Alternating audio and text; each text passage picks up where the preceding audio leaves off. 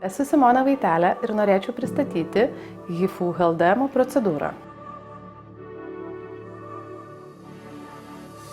Tai yra viena naujausia, inovatyviausia estetinė sistema skirta giliųjų audinių pakelimui.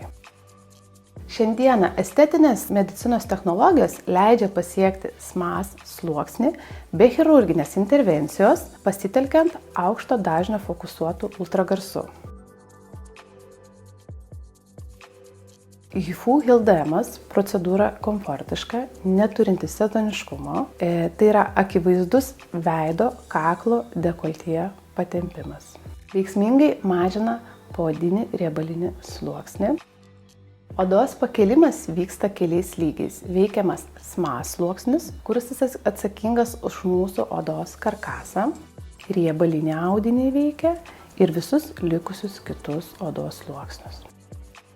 Norėčiau detalizuoti, kokią funkciją atlieka LDM procedūra. Tai yra vietinis dinaminis mikromasažas, veikiantis visus odos sluoksnius – epidermį, dermą ir hipodermą. LDM mažina riebalinę audinio struktūrą, skatina metabolizmą, gerina kraujotaką, aktyvina limfotaką, detoksikuoja, padidina rezorbciją ir purena epidermį. Šalina šlakus, drėkina ir tuo pačiu skaistina. Taipogi norėčiau pabrėžti, kad LDM procedūra yra taikoma prieš plastinės operacijas ir po plastinių operacijų. Mažesnė tikimybė mėlynėm, tinimams, limfotakai greitesniai, aktyvesniai ir veikia junginio audinio struktūrą.